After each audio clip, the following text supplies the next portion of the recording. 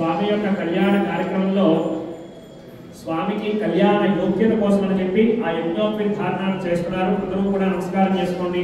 అనయా ధ్యానావాహనాది షోడశోపచారం అందరూ కూడా ఒక వరుసలో వచ్చి నమస్కారం చేసుకుని ఇంకొక పక్కకు వెళ్ళి ఎవరి స్థానం స్వామికి నమస్కారం చేసుకుని ఎవరి స్థానంలో వారు కూర్చోవడం కూడా సూర్య సమవేతాన్ మంత్రవతో వరంలో ఎటువంటి భాగంగా చాపాశోదాశోదములు కలగకుండా ఉండడం కోసం మనం చెప్పి మనం చేతికి రక్షాసూత్రాన్ని ధరిస్తాం. ఈ కళ్యాణంలో కూడా రక్ష కట్టారు కదా, అది ఎందుకంటే జాతాశోదాశోదములు కలగకుండా కార్యక్రమం పూర్తి అవ్వడం కోసం అని చెప్పి మన చేతికి కొంచెమైనా ప్రపంచంలో నా ఎంతో భక్తితో నన్నుగా ఆశ్రయించి నా పాదాలను ఎవరైతే శరణాగతి చేస్తారో అభయం సర్వభూతేభ్యో దదామి ఏదైతే అన్ని భూతముల నుండి కూడా వారికి అభయాన్ని ఇచ్చి వారిని రక్షించే బాధ్యతను నేను స్వీకరిస్తున్నాను అని చెప్పి శ్రీరామచంద్రుడు ఆ యొక్క వ్రతాన్ని చేరుకుంటారు అన్నమాట.